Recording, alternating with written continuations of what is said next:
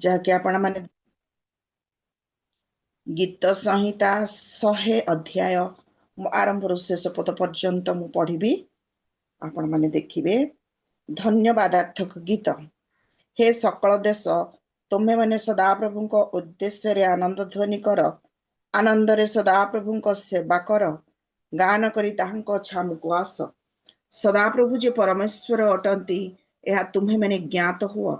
से आम मानकु निर्माण करियछंती, आम्हे मैंने ताहांकर अटु, आम्हे मैंने ताहांकर लोक ओ ताहांकर चरा स्थान रमेश। धन्यवाद करू करू ताहांको द्वार रे ओ प्रशंसा करू करू ताहांको प्रांगण रे प्रवेश कर। ताहांकर स्तव कर ओ ताहांको नाम रे गुणानुवाद कर। कारण सदाप्रभु मंगलमय, ताहांको दया अनंत काल स्थायी, आउ ताहांकर विश्वस्तता पुरुषानुक्रमे थाए। प्रभु आपना पठित जीवंत मुख निश्रित वाक्य दे एठारे प्रत्येक को आशीर्वाद करंतु। असुदे समय रे आमे अल्प समय मु प्रार्थना करिबी। आरंभ निमंते प्रार्थना रे मनोयोगी हेबे। सर्वशक्तिमान सर्वमंगलकारी सन्याधिपति सदा प्रभु परमेश्वर, ए सुंदर प्रत्युषरे तुम्हारी सेवा आराधना प्रशंसा करबा निमंते तुम्हें आमनकु एकत्र करियछ। ए सुंदर मन देयछ, सिद्धमाय तुमको धन्यवाद देउछि प्रभु। तुम्हारी करुणार बाहुल्य रे आमनकु सर्व प्रकार आपद विपद रोग संकट अभाव अनाटन समस्या मध्य सुरक्षित रखी प्रभु तुम्हारी सेवा करबा पाई जीवित मानक मध्य रे गणना करी नाम स्थान वास स्थान दे तुम्हें आनिल बापा। धन्यवाद दिए आजिर पवित्र उपासना दिन प्रभु पृथ्वीर कोड़े गणे तुमरी सेवा उपासना करिवार दिन प्रभु ए सुंदर दिन देखाइछ, सिथिमाई तुमको धन्यवाद दिए। ए प्रातः काल रे तुमरी दास मानक सहित तुमरी दास मानक सहित सुंदर अवकाश देइथिबा सकाशु धन्यवाद दिए। आजिर गीत रे वाक्य रे प्रार्थना रे तुम्हें आशीर्वाद कर। तुम दृष्टि रे ताहा ग्रहण योग्य हे प्रभु तुमरी अनुग्रहर सिंहासन निकट उपस्थित हो बोली प्रार्थना। तुम्हें आरंभ करो एवं तुम्हें शेष करो। प्रार्थना शुणिछ, धन्यवाद दे त्राणकर्ता यीशु नाम में मांगिले, आमेन। ए समय रे हमें गीत द्वारा प्रभुकर प्रशंसा गान करिबा। आमनकर प्रिय झियो माने अछंती पद्मजा आ वर्षा झियो माने से मानकु प्रभु यीशु ख्रीष्ट मंथर नाम रे मु तांको आह्वान करे से सम्मुख को आसीबे एवं स्तुति एवं तोतरे आम मानकु पढ़ाई नेबे। नमस्कार। प्रेज द लॉर्ड झियो। Praise the lord aunty. हां रे आपण मानकर समय आपण माने सम्मुख को आसंतु एवं आमनको आराधना रे पढ़ाई नियंतु। आज रे प्रातः उपासना रे जग देइथिबा प्रत्येक को हमर नमस्कार जणाओ। रियल मिनिस्ट्री रो प्रत्येक को पुणी पीटर भाई को आमान को देइथिबा सुंदर सुजोग पे विशेष धन्यवाद दो। तेबे आसंतु प्रभु को धन्यवाद दे आज रे प्रातः समय रे आम प्रत्येक आमर ईश्वरंकर गौरव उद्देश्य रे आसु किछि गीत गान करू। आम मानकर उपासना रो प्रारंभ रे निज निज को प्रस्तुत करू। से ईश्वर से परमेश्वर जे कि आम मानकर सहवर्ती, जे कि दृढ़ गढ़, जे कि जो माने सदा प्रभु ठारे निर्भर करती से समस्त को से साहाय्य करते, सुरक्षा करते। आसु से पवित्र गौरव परमेश्वर के उद्देश्य रे किछि गीत गान करिबा। जीउ माने सदा प्रभु ठारे निर्भर रखंती, जीउ माने सदा प्रभु ठारे निर्भर रखंती, से माने अटल अनित्य स्थायी, से माने अटल अनित्य स्थायी, सियन पर्वत तुल्य,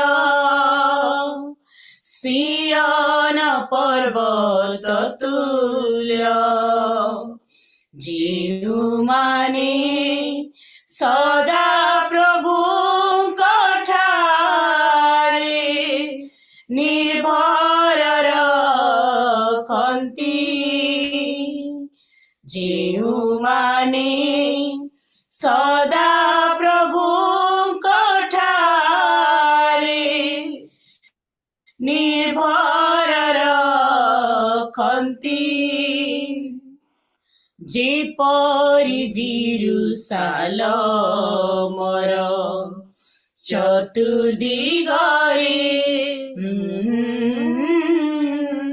ପର୍ବତମାନ ଥାଏ ସେପରି ଆଜିଠାରୁ ସଦାକାଳ ସଦା ପ୍ରଭୁ ଯେପରି ଜିରୁସାଲମର ଚତୁର୍ଦିଗରେ ପର୍ବତମାନ ଥାଏ ସେପରି ଆଜିଠାରୁ ସଦାକାଳ ସଦା ପ୍ରଭୁ ଆପଣ ଲୋକ ମାନଙ୍କର ଆପଣ ଲୋକ ମାନଙ୍କର ଚତୁର୍ଦିଗରେ ଥାନ୍ତି ଚତୁର୍ଦିଗରେ ଥାନ୍ତି ଯେଉଁମାନେ ସଦା ପ୍ରଭୁଙ୍କ ଠାରେ ନିର୍ଭର ରଖନ୍ତି ଯେଉଁମାନେ ସଦା ପ୍ରଭୁଙ୍କ ଠାରେ ନିର୍ଭର ରଖନ୍ତି କାରଣ ଧାର୍ମିକ ମାନେ ଯେପରି ଅଧର୍ମ ପ୍ରତି କାରଣ ଧାର୍ମିକ ମାନେ ଯେପରି ଅଧର୍ମ ପ୍ରତି ହସ୍ତ ନ ବଢ଼ାଇବେ ଏଥିପାଇଁ ଧାର୍ମିକ ମାନଙ୍କ ଅଧିକାରରେ ଏଥିପାଇଁ ଧାର୍ମିକ ମାନଙ୍କ ଅଧିକାରରେ ଦୁଷ୍ଟତାର ରାଜଦଣ୍ଡ ଅବସ୍ଥାନ ଦୁଷ୍ଟତାର ରାଜଦଣ୍ଡ ଅବସ୍ଥାନ କରିବ ନାହିଁ କରିବ ନାହିଁ ଯେଉଁମାନେ ସଦା ପ୍ରଭୁଙ୍କ ଠାରେ ନିର୍ଭର ରଖନ୍ତି ଯେଉଁମାନେ ସଦା ପ୍ରଭୁଙ୍କ ଠାରେ ନିର୍ଭର ରଖନ୍ତି ହେ ସଦା ପ୍ରଭୁ ଯେଉଁମାନେ ହେ ସଦା ପ୍ରଭୁ ଯେଉଁମାନେ ମଙ୍ଗଳ ସ୍ୱଭାବ ବିଶିଷ୍ଟ ଓ ଅନ୍ତଃକରଣରେ ସରଳ ମଙ୍ଗଳ ସ୍ୱଭାବ ବିଶିଷ୍ଟ ଓ ଅନ୍ତଃକରଣରେ ସରଳ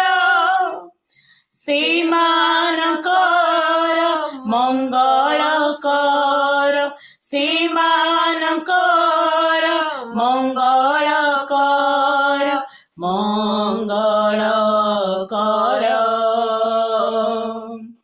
ମଙ୍ଗଳ କର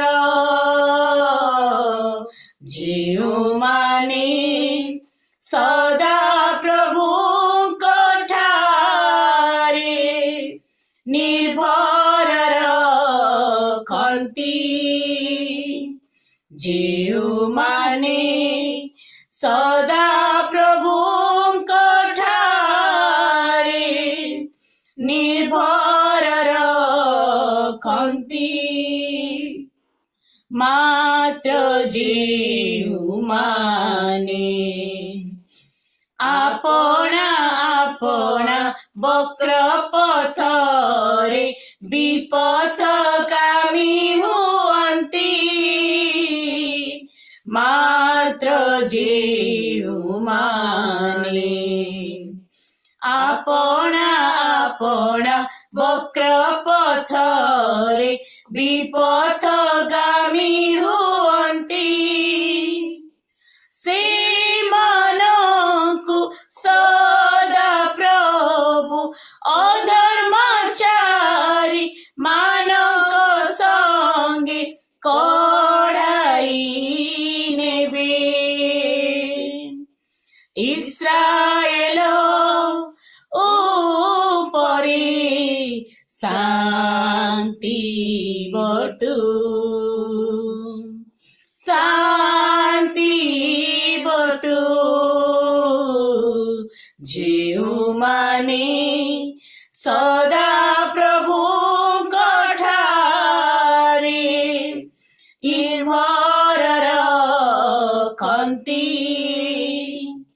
ଯେଉଁମାନେ ସଦା ପ୍ରଭୁଙ୍କ ଠାରେ ନିର୍ଭର ରଖନ୍ତି ସେମାନେ ଅଟଳ ଅନିତ୍ୟ ସ୍ଥାୟୀ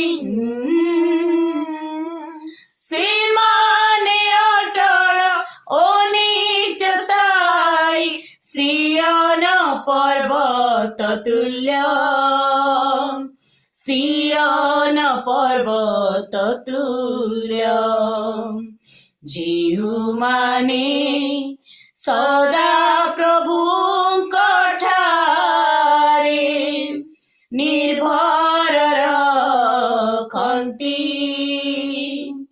ଯେଉଁମାନେ ସଦା ପ୍ରଭୁଙ୍କ ଠାରେ ନିର୍ଭର ରଖନ୍ତି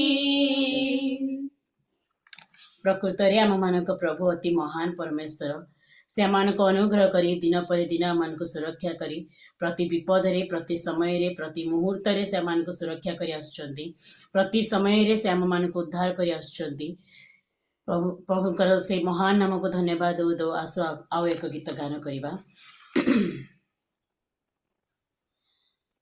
ନାହିଁ ମୋ ଯୋଗ୍ୟତା ଆବରିଲ ତୁମ ପ୍ରେମେ ମନୁଷ୍ୟ କିଏ ଯେ ମନ ଯୋଗୀ ହେଲ ତୁମେ ତୁମ ପରି ଜଗତରେ ପ୍ରେମ କିଏ ନ କରିପାରେ ତୁମ ପରି ଜଗତରେ ପ୍ରେମ କିଏ ନ କରିପାରେ ନାହିଁ ମୋ ଯୋଗ୍ୟତା ଆବରିଲ ତୁମ ପ୍ରେମେ ମନୁଷ୍ୟ କିଏ ଯେ ମନ ଯୋଗୀ ହେଲ ତୁମେ ତୁମ ପରି ଜଗତରେ ପ୍ରେମ କିଏ ନ କରିପାରେ ତୁମ ପରି ଜଗତରେ ପ୍ରେମ କିଏ ନ କରିପାରେ କି ଦେଇ ମୁଁ ବର୍ଣ୍ଣିବି ସେ ପ୍ରେମ ତୁମ ଏ ଜୀବନେ ମୋ ଶ୍ରଦ୍ଧାରେ कि देई मो बने बिसे प्रेम तुम ए जीवने मोष्टाधारे आशीषर हस्त तुम रही थाऊ चिरकाल ममस्तक रे तुम बिना सबु असार तुम बिना सबु असार तुम परी जगत रे प्रेम किए न करी पारे तुम परी जगत रे प्रेम किए न करी पारे नाही मो योग्यता आवरील तुम प्रेमे मनुष्य किए जे मन जोगी हेल तुमे तुम परी जगत रे प्रेम किए न करी पारे तुम परी जगत रे प्रेम किए न करी पारे तुमरी से उपस्थिति मोर हृदय रे नीति मुचाहे तुमरी से उपस्थिति मोर हृदय रे नीति मुचाहे भांगी पड़े जेबे मुझे ए जगते तुम वाक्य सांत्वना दिए जिसु तुम्हें भरोसा मोर जिसु तुम्हें सकति मोर तुम परी जगत रे प्रेम किए न करी पारे तुम परी जगत रे प्रेम किए न करी पारे नाही मो योग्यता आवरील तुम प्रेमे मनुष्य किए जे मन जोगी हेल तुमे तुम परी जगत रे प्रेम किए न करी पारे तुम परी जगत रे प्रेम किए न करी पारे प्रभु को महान नाम गौरव हो आस प्रातः समय आम प्रत्येक आज उपासना हेतु निज निज को ख्रीष्ट निकट समर्पण करूँ आम प्रत्येक चक्षु बंद करूँ आम प्रत्येक हस्त उत्तोलन कर आज दिन को आज उपासना निमंते निज निज को प्रस्तुत करवा कारण आम मान प्रभु अनुग्रह करी विपद रक्षा करी सुरक्षा दे आम अनुग्रह करी सुंदर प्रभात देखाई प्रभुंकर से महान नाम को प्रभुंकर से महान वाक्य को शुणा निमंते तांकर से महान नामर धन्यवाद करने निमंते आम को सुंदर अवकाश हेतु आम विपद रक्षा कर आनी सुरक्षा दे आम मान सहवर्ती प्रतिटी समय सुरक्षा देथिबा से पवित्र से जिहवा जिरी परमेश्वर को धन्यवाद दे आसंत आम प्रत्येक आज चक्षु बंद कर आज उपासनार प्रारंभ में ईश्वर को धन्यवाद दे गोटे गीत गान करवा यीशु में आया हूँ टूटा मन मेरा लाया हूँ मैं, टूटा मन मेरा लाया हूँ। यीशु में आया हूँ, टूटा मन मेरा लाया हूँ मैं, टूटा मन मेरा लाया हूँ। सहारा चाहिए, सहारा दो यीशु, बिन तेरे मैं कहाँ जाऊं। यीशु में आया हूँ, टूटा मन मेरा लाया हूँ मैं, टूटा मन मेरा लाया हूँ। राह कठिन और मैं दुर्बल हूँ, शक्ति मुझे तू देना।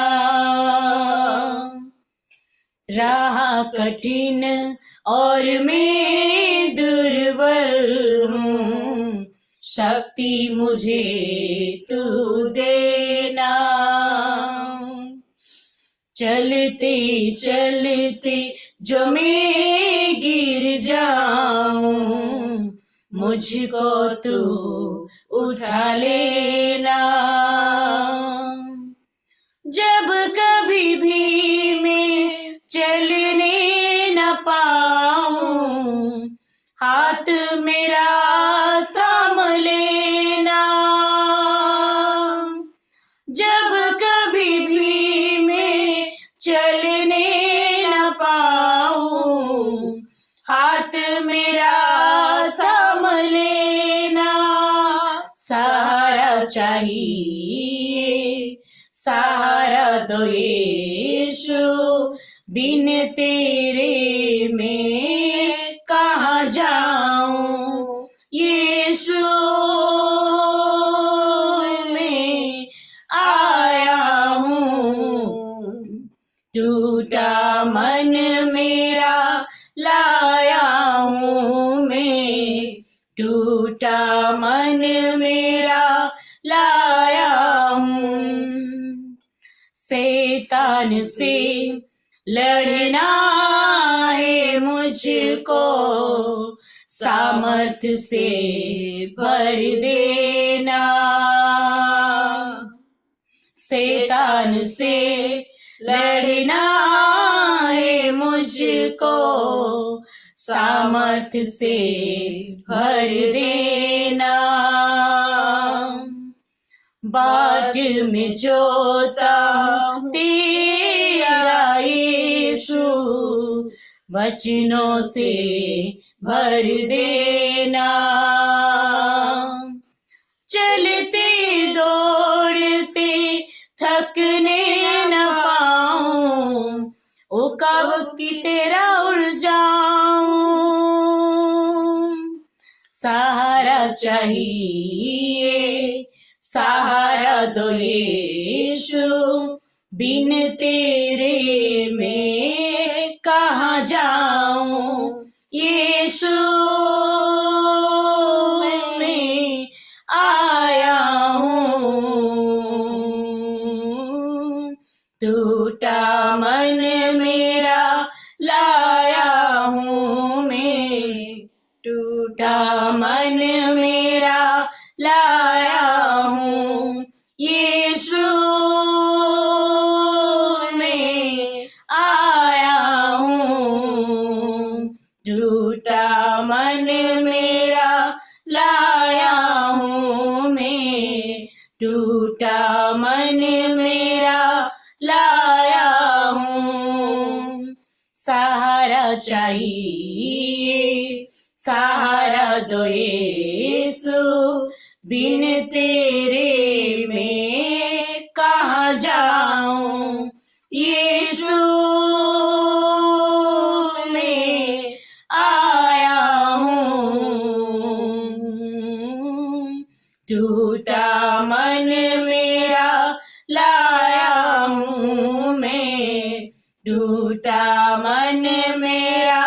लाया हूँ मैं, टूटा मन मेरा लाया हूँ।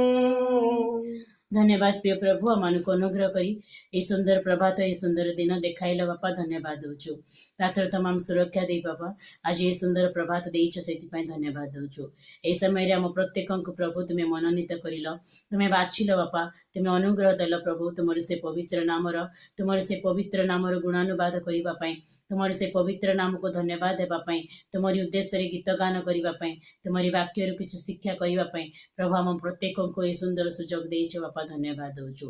हे प्रिय प्रभु, आज उपासना को प्रभु तुमरी चरण तले समर्पण करुछि। ये उपासना को प्रभु तुम्हें ग्रहण कर। ये उपासना तुमरी ग्राह्य बड़ी उपासना हम से बसी प्रत्येक को तुम्हें आशीर्वाद कर, प्रस्तुत कर एवं उत्तम एवं एक सूची अंतकरण दे साहाय्य कर। प्रत्येक प्रभु एक मन एक हृदय सहित तुमको धन्यवाद देबू, तुमरी उपासना करू प्रभु, तुम्हें आम प्रत्येक को साहाय्य कर। आज दिन उपासना को परिचालना करुवा आंटी को तुम्हें बहुल रूपे आशीर्वाद कर। तांको द्वारा प्रिय प्रभु आज उपासना को तुम्हें उत्तम एवं सुंदर रूपे परिचालना करी तुम्हें महिमान्वित हो। समस्त यांत्रिक त्रुटि को काढ़ी नहीं प्रभु, आज उपासना को तुम्हें सुंदर एवं उत्तम रूपे परिचालना कर। वाक्य दे आम मान कथा कह, से वाक्य को बुझीपारे आम प्रत्येक को सूची एक पवित्र एक प्रस्तुत हृदय दे प्रभु, से वाक्य को ग्रहण करने बुझापी ज्ञान दे साहाय्य कर। तुमरी दासों को मध्य बहुल रूपे आशीर्वाद करी द्वारा प्रभु तुम्हें आम प्रत्येक निकट में कथा कह। पुणी थे प्रिय प्रभु, आज उपासना को तुमरी चरण तले समर्पण करी ये गीत द्वारा तुम्हें गौरवान्वित होइछ आशा करी, हे प्रिय प्रभु तुमको धन्यवाद दे आज उपासना को तुमरी चरण तले समर्पण करी एक क्षुद्र प्रार्थना शुणी तो धन्यवाद दे ख्रीष्ट जीशुक नाम मागुछु पिता, आमेन। पुनर्बार ये सुजोग हेतु प्रत्येक को धन्यवाद दो, धन्यवाद।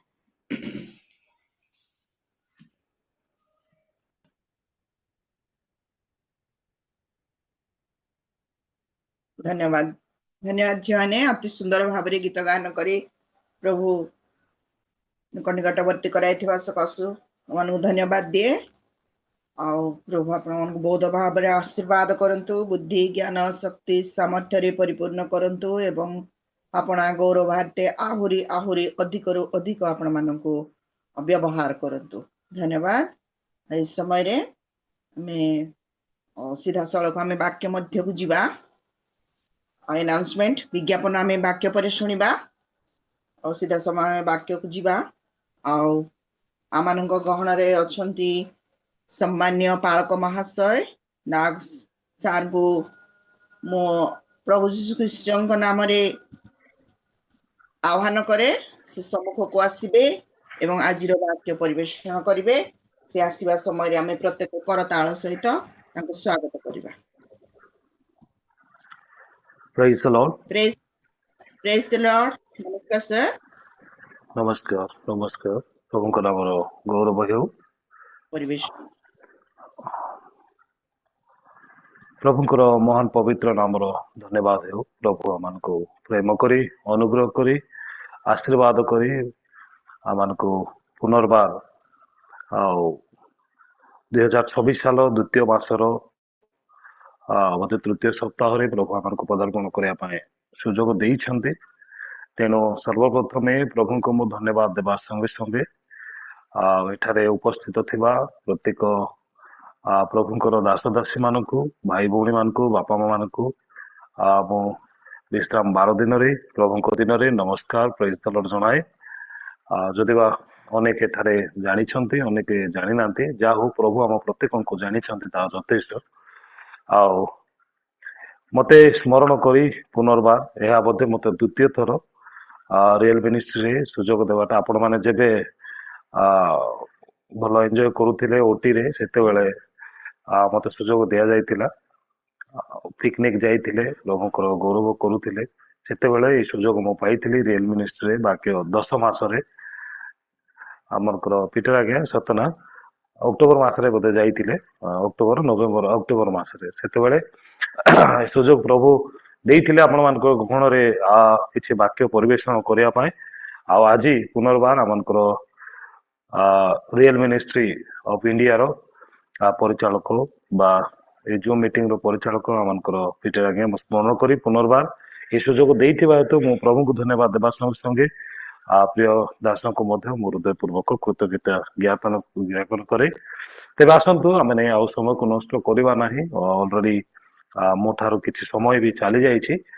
ପ୍ରଭୁ ଆଜି କି ପ୍ରକାର ଆମମାନଙ୍କର ଜୀବନରେ ଆଶ୍ଚର୍ଯ୍ୟ କ୍ରିୟା ବା କର୍ମ କରିଛନ୍ତି ଆମେ ସମସ୍ତେ ସେଥିରେ ଅନ୍ତର୍ଭୁକ୍ତ।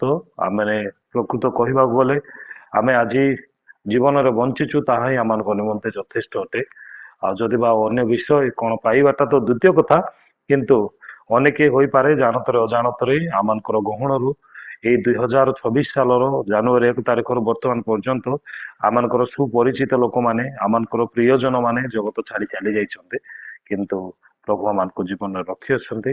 ତେଣୁ ଆମେ ପ୍ରଭୁଙ୍କର ପ୍ରଶଂସା ଗୌରବ କରିବା ନିତାନ୍ତ ଆବଶ୍ୟକ ରହିଛି। ତେବେ ପ୍ରିୟମାନେ ଆସନ୍ତୁ ପ୍ରଭୁ ଯେଉଁ ଅନୁଗ୍ରହରେ ଆମମାନଙ୍କୁ ଜୀବନରେ ରଖି ଅଛନ୍ତି ଆମେ ତାଙ୍କ ନିକଟବର୍ତ୍ତୀ ହେବା ପାଇଁ କିଛି ବିଷୟକୁ ଆମେ ଶିଖିବା, ଜାଣିବା, ବୁଝିବା, ଏକ ଆରକକୁ ଆମେ ଉତ୍ସାହ ଦେଇ ଆମେ ଆଗକୁ ବଢିବା ଆମଙ୍କର ସମ୍ପୂର୍ଣ୍ଣ କର୍ତ୍ତବ୍ୟ ରହିଛି। ଆଜି ପ୍ରଭୁ ଯେତେବେଳେ ଏଇ ସୁଯୋଗ ଦଉଛନ୍ତି ଦିନ ପରେ ଦିନ, ମାସ ପରେ ମାସ, ବର୍ଷ ପରେ ବର୍ଷ, ଯଦି ବା ଆମେ ପ୍ରଭୁଙ୍କୁ ବିଶ୍ୱାସ କରିଛୁ, ପ୍ରଭୁଙ୍କୁ ନିଜର ତ୍ରାଣକର୍ତ୍ତା ବୋଲି ଗ୍ରହଣ କରିଛୁ, ଏ ସତ କଥା। କିନ୍ତୁ ପ୍ରିୟ ପ୍ରଭୁଙ୍କର ଲୋକମାନେ, ପ୍ରଭୁଙ୍କର ଦାସଦାସୀ ମାନେ ଅନେକ ଖ୍ରୀଷ୍ଟିଆନ ଜୀବନରେ ଆଧ୍ୟାତ୍ମିକ ଭାବରେ ଅଭିବୃଦ୍ଧି ସାଧନ କରିବା ଦେଖାଯାଏ ନାହିଁ, ଅଭିବୃଦ୍ଧି ସାଧନ କରିପାରନ୍ତି ନାହିଁ। ସବୁବେଳେ ଆମେ ଗିର୍ଜା ମିଟିଂ ଯାଉ, ସବୁବେଳେ ବାଇବେଲ ପଢୁ, ସବୁବେଳେ ପ୍ରାର୍ଥନା କରୁ, ସବୁବେଳେ ଉପବାସ କରୁ, ସଭା ସମିତିକୁ ଯାଉ, ତଥାପି ଅନେକ ଆମମାନଙ୍କର ଜୀବନରେ ଖ୍ରୀଷ୍ଟିଆନ ଜୀବନରେ ଆଧ୍ୟାତ୍ମିକ ଭାବରେ ଆତ୍ମିକ ଭାବରେ ଅଭିବୃଦ୍ଧି ସାଧନ କରିବାର ଦେଖାଯାଏ ନାହିଁ। ସେଇ ପୁରୁଣା ସ୍ୱଭାବ ହିଁ ରହିଯାଏ, ସେଇ କଥାବାର୍ତ୍ତା ହିଁ ରହିଯାଏ, ସେଇ ଆଚରଣ ହିଁ ରହିଯାଏ, ଆଉ ସେ ପ୍ରକାର ବ୍ୟବହାର ହିଁ ରହିଯାଏ। ତାର ତାର ତାର ଆଉ କୌଣସି ପରିବର୍ତ୍ତନ ଦେଖାଯାଏ ନାହିଁ। କାହିଁକି ଆମେ ଅଳ୍ପ ବିଷୟ ଦେଖିବା, କାରଣ ଆଜି ବିଶ୍ରାମ ବାର ଦିନ ଅନେକ ବ୍ୟସ୍ତତା ନିଶ୍ଚିତ ଭାବରେ ଥିବେ। ଆଉ ପ୍ରଭୁଙ୍କର ଦିନ ଆମେ ଅଳ୍ପ ସମୟରେ ଆମେ କାହିଁକି ଆଧ୍ୟାତ୍ମିକ ଭାବରେ ବା ଆତ୍ମିକ ଭାବରେ ଅଭିବୃଦ୍ଧି ସାଧନ କରିପାରୁନୁ? ଯଦି ବା ଆମେ 100 ବର୍ଷର ଖ୍ରୀଷ୍ଟିଆନ, ଯଦି ବା ଆମେ ଜନ୍ମରୁ ଖ୍ରୀଷ୍ଟିଆନ, ଯଦି ବା ଆମେ ମଣ୍ଡଳୀର ପାଳକ ହେଇଛୁ କିମ୍ବା ଚାଳକ ହେଇଛୁ କିମ୍ବା କର୍ମକର୍ତ୍ତା ହେଇଛୁ କିମ୍ବା ବିଶ୍ୱାସିନୀ ହେଇଛୁ, ଯେକୌଣସି ଆମେ ପରିସ୍ଥିତିରେ ରହୁନା କାହିଁକି, ଯୋଉ ପ୍ରକାର ସ୍ଥାୟୀରେ ରହୁନା କାହିଁକି, ଅନେକ ସମୟରେ ଆମମାନଙ୍କର ଜୀବନରେ ଆତ୍ମିକତା ନଥାଏ। ଧାରାବାହିକ ଭାବରେ ଅନେକ ସମୟରେ ଆମେ ପ୍ରଭୁଙ୍କର ସେବା କରିବା ପାଇଁ, ପ୍ରଭୁଙ୍କ ନିକଟବର୍ତ୍ତୀ ହେବା ପାଇଁ ଆମେ ଚେଷ୍ଟା କରିଥାଉ। ତାର ମୁଖ୍ୟ କାରଣ କେତେ ଗୁଡା ଆମେ ଦେଖିବା ପାଇଁ ଚେଷ୍ଟା କରିବା। ପ୍ରିୟ ପ୍ରଭୁଙ୍କ ସନ୍ତାନ ମାନେ, ପ୍ରଭୁଙ୍କର ଦାସଦାସୀ ମାନେ, ଆମେ ଖ୍ରୀଷ୍ଟ ଯୀଶୁଙ୍କୁ ଆମେ ନିଜର ତ୍ରାଣକର୍ତ୍ତା ବୋଲି ଭାବି ଆମେ ଆମମାନଙ୍କର ପରମେଶ୍ୱର ବୋଲି ଭାବି ଆମେ ଗ୍ରହଣ କରିଥାଉ। ଅନେକ ସମୟରେ ଆମେ ବାପ୍ତିସ୍ମ ନେଇଥାଉ, ପ୍ରଭୁ ବୋଝ ଗ୍ରହଣ କରିଥାଉ, କିନ୍ତୁ ଆଧ୍ୟାତ୍ମିକ ଭାବରେ ଆମମାନଙ୍କର ଗୋଟେ ଶୃଙ୍ଖଳତା ଜୀବନ ନଥାଏ। ଆମମାନଙ୍କର ଆଧ୍ୟାତ୍ମିକ ଆତ୍ମିକ ଭାବରେ ଆମମାନଙ୍କର ଗୋଟେ ଆଜ୍ଞାବହକାରୀ ଜୀବନ ଯାପନ ନଥାଏ। ଆମେ ଗୋଟେ ଖ୍ରୀଷ୍ଟିଆନ ଭାବରେ ଆମମାନଙ୍କର ସୁସମ୍ପର୍କ ପ୍ରଭୁଙ୍କ ଠାରେ ନଥାଏ, କାରଣ ଆମମାନଙ୍କର ଇଚ୍ଛା ମତ ଆମମାନଙ୍କର ଜୀବନକୁ ଅତିବାହିତ କରିବା ପାଇଁ ଆମେ ଚେଷ୍ଟା କରିଥାଉ।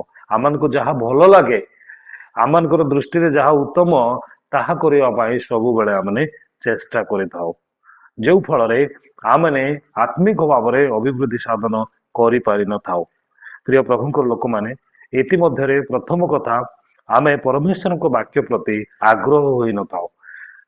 ପରମେଶ୍ୱରଙ୍କ ବାକ୍ୟ ପ୍ରତି ଆମମାନଙ୍କର ଜୀବନ ଲାଳାୟିତ ନଥାଏ, ଆଗ୍ରହର ଅଭାବ ଦେଖାଯାଏ। ବାଇବଲ ପଢୁଛୁ ସତ କଥା, କିନ୍ତୁ ଧାରାବାହିକ ଭାବରେ ବାଇବଲ ସବୁବେଳେ ପଢୁଛୁ। ଆଜ୍ଞା ଆମେ ସବୁବେଳେ ପଢୁଛୁ, ପଦେଟି ହେଲେ ଆମେ ପଢୁଛୁ। ଅନେକ ତ ଆମେ ଜାଣୁଛୁ କି ନାହିଁ, ଅନେକ ଏତେ ବ୍ୟସ୍ତ ଯେ ଯୋଉ ଜାଗାରେ ରଖାଯାଏ ସେ ପାଖରେ ଗୋଟେ କ୍ୟାଲେଣ୍ଡର ଥିବ। ଆଜିକାଲି ତ ଆମମାନଙ୍କର କ୍ୟାଲେଣ୍ଡରରେ ସବୁ ବାଇବଲ ଭର୍ସ ମାନେ ରହେ, ବାଇବଲର ସବୁ ଭର୍ସ ରହେ କ୍ୟାଲେଣ୍ଡରରେ। ଷ୍ଟାଣ୍ଡ ଯୋଉ ପାଖରେ ଥାଏ ସେଇ ପାଖରେ କ୍ୟାଲେଣ୍ଡର ଥିବ। ପିନ୍ଧିଲା ବେଳେ ଗୋଟେ ପଦ ପିଢେ, ପ୍ରଭୁ ମୁଁ ବାହାରକୁ ଯାଉଛି ମତେ ସୁରକ୍ଷା କର। ଆମମାନଙ୍କର ବାକ୍ୟ ଅଧ୍ୟୟନ ଅନେକ ସମୟରେ ସେମିତି ମଧ୍ୟ ହୋଇଯାଏ। ମାନେ ଆମେ ସାଧାରଣ ଭାବରେ ବାଇବଲକୁ ଗୋଟେ ଧାରାବାହିକ ପୁସ୍ତକ ପରି ଆମେ ଗ୍ରହଣ କରିଛୁ, ଯେ ଆଜି ଏତିକି ପଢିବାରଛି, ଜଳଖିଆ ଖାଇହବନି, ବାଇବଲ ନ ପଢିଲେ ବାହାରକୁ ଯାଇ ହବନି। ବାଇବଲ ପଢିବାର ଗୋଟେ ଅଭ୍ୟାସ ରହିଛି। ବାଇବଲ ନ ପଢିଲେ ମତେ ଗୋଟେ କେମିତି କେମିତି ଲାଗେ। ଆଜ୍ଞା ସତ କଥା, ଆପଣ ଯାହା କହୁଛନ୍ତି 100% ସତ କଥା, କିନ୍ତୁ ଯେତେବେଳେ ପର୍ଯ୍ୟନ୍ତ ସେଇ ବାକ୍ୟକୁ ଆମମାନଙ୍କ ଜୀବନରେ ଆମେ ପାଳନ କରିପାରୁନାହୁଁ, ସେତେବେଳେ ପର୍ଯ୍ୟନ୍ତ ଆମମାନଙ୍କର ଜୀବନରେ ବାକ୍ୟ କାର୍ଯ୍ୟକାରୀ ହୋଇପାରିବ ନାହିଁ। ଆମେ ଯେମିତିକି ସ୍କୁଲର ପୁସ୍ତକ ଗୁଡା ଯେମିତି ପଢୁଛୁ, ସେମିତି ହିଁ ଯଦି ଆମେ ପଢିବା ତାହେଲେ ବାକ୍ୟର କୌଣସି ମୂଲ୍ୟ ହିଁ ନାହିଁ। ବାକ୍ୟରେ କୌଣସି ଶକ୍ତି ଆମେ ପାଇପାରିବା ନାହିଁ। କାରଣ ଆପଣମାନେ ଯଦି ଦେଖିବେ ପ୍ରଥମ ପିତର 2:2 ପଦରେ ଲେଖା ଅଛି, 2:1-2 ପଦ ଯଦି ଆପଣ ପଢିବେ, ପ୍ରଥମ ପିତର 2:1-2 ପଦ ଯଦି ଲେଖା ଅଛି, ସେଠାରେ ମୁଁ ତଥାପି ପ୍ରଭୁ ମଙ୍ଗଳମୟ ଏହା ଯଦି ଆସ୍ୱାଦନ କରି, ତାହାହେଲେ ସମସ୍ତ ପ୍ରକାର ଦୁଷ୍ଟତା, ଛଳ, କପଟ, ଈର୍ଷା ଓ ପରନିନ୍ଦା ପରିତ୍ୟାଗ କରି 3 ପଦ ପଢି ଦିଅନ୍ତୁ ମା।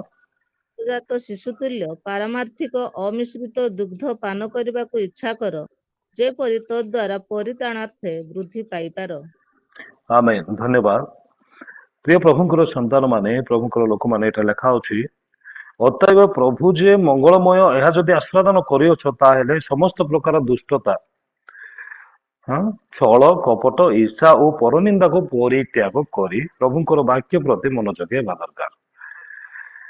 ଆମେ ଖ୍ରୀଷ୍ଟିଆନ ସତ କଥା, ଆମେ କର୍ମକର୍ତ୍ତା କର୍ମକର୍ତ୍ତୀ ସତ କଥା, ଆମେ ବିଶ୍ୱାସିନୀ ସତ କଥା, କିନ୍ତୁ ଆଜ୍ଞା ଅନେକଙ୍କ ଜୀବନରେ ଏଇ ବିଷୟ ରହିଛି। କିଛି ନା କିଛି ବିଷୟ ରହିଛି, ଛଳନା ରହିଛି, କପଟ ରହିଛି, ଈର୍ଷା ରହିଛି। ଅନ୍ୟକୁ ଦେଖିଲେ ଆମେ ସହି ପାରୁନାହୁଁ, ଅନ୍ୟର ଉନ୍ନତିରେ ଆମେ ଜଳୁଛୁ। ଆଉ କପଟତା ତ ମନୁଷ୍ୟ ମାନଙ୍କର ଗୋଟେ ଗୋଟେ ମାନେ ସ୍ୱାଭାବିକ ବିଷୟ। ଅନ୍ୟ ବିଷୟରେ ଚିନ୍ତା କରିବା, ଆଲୋଚନା କରିବା। ଆମେ ସବୁବେଳେ ବାଇବଲ ଧରୁ, କିନ୍ତୁ ଏଇ କେତୋଟି ବିଷୟ ଆମମାନଙ୍କ ଜୀବନରେ ପରିଲିଖିତ ହୁଏ। ଦୁଷ୍ଟତାରେ ଆମମାନଙ୍କର ଜୀବନ ଅତିବାହିତ ହୁଏ। ଆମେ ଅନେକ ସବୁବେଳେ ଗିର୍ଜା ମିଟିଂ ଯାଉ, କିନ୍ତୁ ଆମମାନଙ୍କର କ୍ରିୟା, ଆମମାନଙ୍କର କାର୍ଯ୍ୟକଳାପ ପ୍ରଭୁଙ୍କ ଦୃଷ୍ଟିରେ ସନ୍ତୋଷଜନକ ନୁହେଁ। କାରଣ ଆମେ ଅନ୍ୟର ଉପକାର ଚିନ୍ତା କରିନଥାଉ, ଅନ୍ୟକୁ ଦେଖିଲେ ଜଳିଥାଉ, ଈର୍ଷା କରିଥାଉ, ପରନିନ୍ଦା କରିଥାଉ। ପ୍ରିୟ ପ୍ରଭୁଙ୍କର ଲୋକମାନେ, ଯେତେବେଳେ ପର୍ଯ୍ୟନ୍ତ ଏଇ ସମସ୍ତ ବିଷୟ ଆମମାନଙ୍କ ଜୀବନରେ ପରିଲିଖିତ ହୁଏ, ଆମେ ପରମେଶ୍ୱରଙ୍କର ବାକ୍ୟରେ ଆଉ ନହୁ। ଆମେ କହୁ ସତ କଥା, ଆମେ ଯୀଶୁଙ୍କୁ ପ୍ରେମ କରୁ, ଆମେ ଯୀଶୁଙ୍କର ଅନୁଗାମୀ ହଉ, ତଥାପି ଯୀଶୁ କହିଲେ ଯେଉଁମାନେ ମତେ ପ୍ରେମ କରୁଛନ୍ତି ବୋଲି କହୁଛନ୍ତି, ସେମାନେ କଣ କରନ୍ତୁ? ସେମାନେ ବାକ୍ୟକୁ ପାଳନ କରନ୍ତୁ। ଆଜ୍ଞା ଆମେ ବାକ୍ୟ ପଢୁଛୁ ସତ କଥା, କିନ୍ତୁ ମନ ମଧ୍ୟରେ ଯଦି ଏଇ ବିଷୟ ସବୁ ଆଦର କରି ରଖିଛୁ, ତାହେଲେ ଆମମାନଙ୍କର ବାକ୍ୟ ପ୍ରତି ମନୋଯୋଗୀ ନାହିଁ। କେବଳ ଯାଉଛୁ, ଖ୍ରୀଷ୍ଟିଆନ ପରିବାରରେ ଆମେ ଜନ୍ମ ହେଇଛୁ ବୋଲି ଆମେ ବାଇବଲ ପଢୁଛୁ, ଖ୍ରୀଷ୍ଟିଆନ ପରିବାରରେ ଜନ୍ମ ହୋଇଛୁ ବୋଲି ଆମେ ଗିର୍ଜା ମିଟିଂ ଯାଉଛୁ, କିନ୍ତୁ ଆମମାନଙ୍କର ମନ ମଧ୍ୟରେ କେତେ ଗୋଟିକ ବିଷୟ ରହିଛି। ଆଜି ନିଜେ ନିଜେ ସମୀକ୍ଷା କରିବା, ଆମେ ପ୍ରଭୁଙ୍କର ଆରାଧନାକୁ ଯିବା ପୂର୍ବରୁ ନିଜେ ସମୀକ୍ଷା କରିବା, ନିଜେ ପ୍ରଭୁଙ୍କ ଠାରେ ସମର୍ପିତ ହେବା। ଆଜି ପ୍ରଭୁ ମୁଁ ତୁମ ବାକ୍ୟ ପ୍ରତି କେତେ ଦୂର ମୁଁ ବିଶ୍ୱସ୍ତ ଅଟେ। ଯୋଉ ବାକ୍ୟ ମୁଁ ଆଜି ପଢିଲି, ସେ ବାକ୍ୟର ଗୋଟିଏ ଅଂଶ ହେଲେ ମୁଁ ପାଳନ କରୁଛି କି? ଏହା ଆମମାନଙ୍କର ନିଜ ନିଜ ଜୀବନକୁ ପଚାରିବା ଆବଶ୍ୟକ। ନା ଆମେ ପଢିବା ସାଙ୍ଗେ ସାଙ୍ଗେ ଅନ୍ୟ ଜଣଙ୍କ ସହିତ କଥାବାର୍ତ୍ତା ହଉଛୁ ଯେ ତାର କଥା ଶୁଣିଲ କି, ସେ ଏମିତି ଏମିତି, ତାର କେମିତି, ତାକୁ ଏମିତି ହେଇଯାଇଛି, କହିବୁ କି ଆହୁରି ସେ ସେମିତି ହେଇଯାଇଛି। ଯଦି ଆମେ କଥା ହଉଛୁ, ତାହେଲେ ଆମେ ବାକ୍ୟ ପ୍ରତି ମନୋଯୋଗୀ ନାହିଁ, ଜାଗତିକ ବିଷୟ ପ୍ରତି ଅଧିକ ମନୋଯୋଗୀ ହଉଛୁ। ପ୍ରିୟ ପ୍ରଭୁଙ୍କର ଲୋକମାନେ, ବାକ୍ୟର କ୍ଷୁଧା ବିନା କେହି ମଧ୍ୟ ପ୍ରଭୁଙ୍କର ନିକଟବର୍ତ୍ତୀ ହୋଇପାରିବେ ନାହିଁ। କାରଣ ବାକ୍ୟରେ ପ୍ରଭୁ ଆମମାନଙ୍କୁ ଦର୍ଶନ ଦିଅନ୍ତି, ବାକ୍ୟ ଦ୍ୱାରା ପ୍ରଭୁ ଆମମାନଙ୍କୁ କଥା କୁହନ୍ତି। ଆଉ ସେଇ ବାକ୍ୟ ଯଦି ଆମମାନଙ୍କ ଜୀବନରେ କାର୍ଯ୍ୟକାରୀ ହଉନାହିଁ, ତାହେଲେ ଆମେ ପଢୁଛୁ ତ ସତ କଥା, କିନ୍ତୁ ବାହାରି ଜୀବନରେ ବାହାରି ଉପରି ଭାବରେ ଆମେ ବାକ୍ୟ ପଢୁଛୁ, ଆଉ ଆମେ ଆଧ୍ୟାତ୍ମିକ ଭାବରେ ଅଭିବୃଦ୍ଧି ସାଧନ କରିପାରୁନାହୁଁ।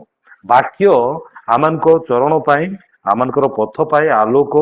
ଆମେ ଜାଣୁଛୁ, ତଥାପି ଆମେ ବାକ୍ୟ ପ୍ରତି ମନୋଯୋଗୀ ନ ହୋଇ ଅନ୍ୟାନ୍ୟ ବିଷୟରେ ଅଧିକ ମନୋଯୋଗୀ ହୋଇଥିବାରୁ ଆମେ ଆଧ୍ୟାତ୍ମିକ ଭାବରେ ଅଭିବୃଦ୍ଧି ସାଧନ କରିପାରିନଥାଉ। ପ୍ରଥମ କଥା। ଦ୍ୱିତୀୟ କଥା, ପ୍ରାର୍ଥନା ଜୀବନକୁ ଅବହେଳା। ଅନେକେ ଆମେ ପ୍ରାର୍ଥନା କରିବା ପାଇଁ ଆମକୁ ବେଶୀ କଷ୍ଟ, ସକାଳୁ ଉଠି ପ୍ରାର୍ଥନା କରିବାର କଷ୍ଟ। ଆମେ ସଫାସୁତୁରା ନିଶ୍ଚିତ ଭାବରେ ମେଣ୍ଟେନ କରୁ, କିନ୍ତୁ ଜୀବନର ସଫାସୁତୁରାକୁ ଆମେ କେବେ ମଧ୍ୟ ଚାହିଁନଥାଉ। ହୃଦୟର ଆତ୍ମିକର ସଫାସୁତୁରା।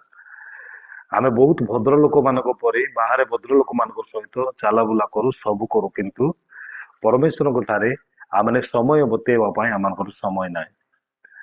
ପ୍ରାର୍ଥନା କରିବାଟା ଅନେକ ଲୋକ ନିମନ୍ତେ କଷ୍ଟସାଧ୍ୟ ଅଟେ। ଆମେ ପ୍ରାର୍ଥନା କରିବାର ପ୍ରାୟ ଆପଣମାନେ ନୁହନ୍ତି, ଅବଶ୍ୟ ଆପଣମାନେ ବିଶ୍ୱସ୍ତ ଲୋକମାନେ ସେଥିପାଇଁ ପ୍ରଭୁଙ୍କର ଆରାଧନା କରିବା ପାଇଁ, ପ୍ରଭୁଙ୍କର ସ୍ତୁତି କରିବା ପାଇଁ, ପ୍ରଭୁଙ୍କ ଠାରେ ଅନେକ ବିଷୟର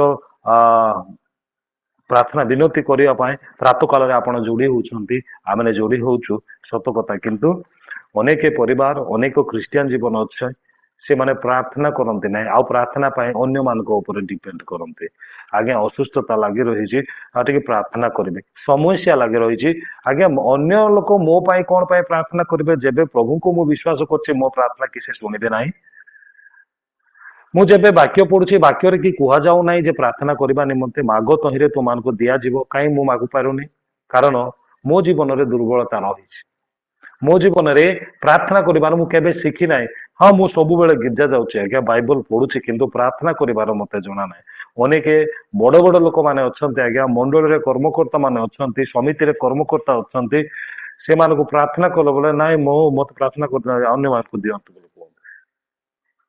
କିନ୍ତୁ ମଣ୍ଡଳୀରେ ବାପା ରାଜନୀତି ବୋଲେ ନମ୍ବର 1, କିନ୍ତୁ ପ୍ରାର୍ଥନା କରିବାରେ ଜାଣିନାହାନ୍ତି। ଆଜ୍ଞା ଆମେ ମନେ ରଖିବା, ଯେଉଁ ପର୍ଯ୍ୟନ୍ତ ପ୍ରାର୍ଥନା କରିବାର ଆମେ ଶିଖୁନାହୁଁ ସେତେବେଳେ ପର୍ଯ୍ୟନ୍ତ ଆମେ ପ୍ରଭୁଙ୍କ ଠାରେ ଆମଙ୍କର ସମ୍ପର୍କ ନାହିଁ। ଏହା ଆମେ ଜାଣି ରଖିବା ଦରକାର। ବହୁତ ଟଙ୍କା ଥାଇପାରେ, ଘର ଦ୍ୱାର ଥାଇପାରେ, ଆଉ ଅନ୍ୟାନ୍ୟ ବିଷୟ ଆମଙ୍କ ଜୀବନରେ ଥାଇପାରେ, କିନ୍ତୁ ପ୍ରାର୍ଥନାର ଶକ୍ତି ଯଦି ନାହିଁ ତାହେଲେ ଆମେ ନିଶ୍ଚିତ ଭାବରେ ଦୁର୍ବଳ ଲୋକମାନେ ଅଟୁ। ପ୍ରଭୁଙ୍କ ସହିତ ଆମଙ୍କର ସୁସମ୍ପର୍କ ନାହିଁ, ଏହା ଆମେ ସ୍ମରଣ ରଖିବା ଦରକାର। ତେଣୁ ଆମେ ଲୁକ 18:1 ଲେଖାଯାଏ କଣ, ନିରନ୍ତର ଯେ ପ୍ରାର୍ଥନା କରିବାର ତୁମର କର୍ତ୍ତବ୍ୟ ବୋଲି ଲେଖାଯାଉଛି ସେଠାରେ। ଲୋକଲିଖିତ ସୁଷମାଚାର 18:1 ଏକ ଖ୍ରୀଷ୍ଟ ବିଶ୍ୱାସୀ ଭାବରେ ଏକ ଏକ ଏକ ଡୁବର ପ୍ରାପ୍ତ ହେବା ଲୋକ, ଜନ୍ମରୁ ଖ୍ରୀଷ୍ଟିଆନ ହେବା ଲୋକ, ଖ୍ରୀଷ୍ଟିଆନ ପରିବାରରେ ଜନ୍ମ ହେବା ଲୋକ, ତାର ପୂର୍ଣ୍ଣ କର୍ତ୍ତବ୍ୟ ରହିଛି ଯେ ସେ ନିରନ୍ତର ପ୍ରାର୍ଥନା କରିବାର ଅଛି। ଆଉ ଏଇ ଦିନ ମାନଙ୍କରେ ପ୍ରିୟ ପ୍ରଭୁଙ୍କର ଲୋକମାନେ, ଏଇ ଦିନ ମାନଙ୍କରେ ଆମେ ପ୍ରାର୍ଥନା କରିବା ନିମନ୍ତେ ସଚେତନ ହେବା ଆବଶ୍ୟକ ରହିଛି। ଆମେ ଆଉ ପୁରୁଣା ଜୀବନକୁ କାଟିଲେ ହୋଇପାରିବ ନାହିଁ। ଏଇ ଦିନ ମାନଙ୍କରେ ଆମେ ଅଧିକରୁ ଅଧିକ ପ୍ରଭୁଙ୍କ ଚରଣ ତଳେ ଆମେ ଆଣ୍ଠୁ ଭାଙ୍ଗିବାକୁ ଅଛି। ଏଇ ଦୁର୍ଦିନ ସମୟ ମାନଙ୍କରେ ସମୟ ଅତି ବିଗିଡି ଯାଉଛି ଦିନକୁ ଦିନ। ଆମେ ଏଇ ପରିସ୍ଥିତି ମାନଙ୍କରେ ଆମେ ଆଣ୍ଠୁ ଭାଙ୍ଗି ନିଜ ନିଜକୁ ସମର୍ପଣ କରିବା ସହିତ ଆମେ ଅନ୍ୟମାନଙ୍କ ନିମନ୍ତେ ମଧ୍ୟ ପ୍ରାର୍ଥନା କରିବାର ପୂର୍ଣ୍ଣ କର୍ତ୍ତବ୍ୟ ରହିଛି। କାରଣ ପ୍ରଭୁଙ୍କର ଦିନ ନିକଟବର୍ତ୍ତୀ ଏହା ଆମେ ଜାଣୁଛୁ। ଆପଣ ମାନେ ପ୍ରଥମ ପିତର 4:7 ଯଦି ଦେଖିବେ, ପ୍ରଭୁଙ୍କର ଦିନ ଆସୁଛି ବୋଲି ଯଦି ଜାଣି ଆମେ ପ୍ରାର୍ଥନାରେ ଯଦି ଆମେ ସଚେତନା ନ ହଉ, ତାହେଲେ ହାୟ ଆମଙ୍କର ଜୀବନ କେଉଁ ଆଡକୁ ଗତି କରିବ ତାହା ଆମେ ଜାଣୁନାହୁଁ। ଆମେ ପ୍ରାର୍ଥନାର ସହିତ ପ୍ରଭୁଙ୍କ ଠାରେ ନିଜ ନିଜକୁ ସମର୍ପଣ କରି ଆମେ ଆତ୍ମିକ ଜୀବନରେ ଅଭିବୃଦ୍ଧି ସାଧନ କରିବା। ଆଉ ସେଇ ପ୍ରାର୍ଥନାର ଜୀବନ ସେଇଦିନ ପ୍ରଭୁଙ୍କ ନିକଟରେ ଆମକୁ ସାକ୍ଷ୍ୟ ଦେବ।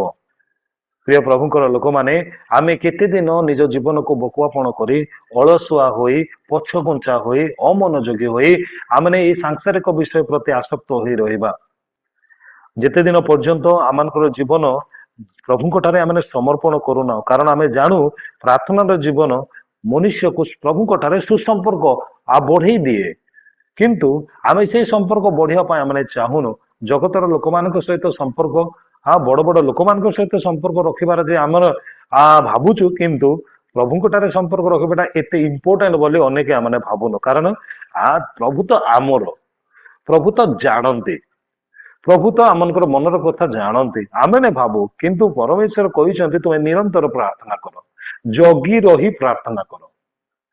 ପ୍ରିୟ ପ୍ରଭୁଙ୍କ ଲୋକମାନେ, ଏଇ ଦୁର୍ଦିନ ସମୟ ମାନଙ୍କରେ ସେଇ ପ୍ରଥମ ପିତର 4:7 ଅନୁସାରେ ଆଗମନର ସନ୍ନିକଟ ହଉଛି ବୋଲି ଜାଣି ଜାଣି ମଧ୍ୟ ଯଦି ଆମେ ପ୍ରଭୁଙ୍କ ଠାରେ ପ୍ରାର୍ଥନାର ସହିତ ଆମେ ନିଜ ଜୀବନକୁ ଯଦି ଆମେ ଅତିବାହିତ କରିପାରୁନାହୁଁ, ତାହେଲେ ଆମମାନଙ୍କର ଜୀବନ ଅତି ଶୀଘ୍ର ପ୍ରଭୁଙ୍କ ଠାରୁ ଦୂରରେ ରହିଯିବ। ହେ ପ୍ରିୟ ପ୍ରଭୁଙ୍କର ଲୋକମାନେ, ଆମେ ଅନେକ ଥର ଅନେକ ବିଷୟରେ ଆମେ ଶୁଣିଲେ ହିଁ, ଜାଣିଲେ ହିଁ, ବୁଝିଲେ ହିଁ ଆମେ ଏଥିପ୍ରତି ମନୋଯୋଗୀ ନ ହୋଇ ଆମେ ଆମମାନଙ୍କର ଆତ୍ମିକ ଜୀବନକୁ ଅଭିବୃଦ୍ଧି ସାଧନ କରିପାରୁ ନାହୁଁ।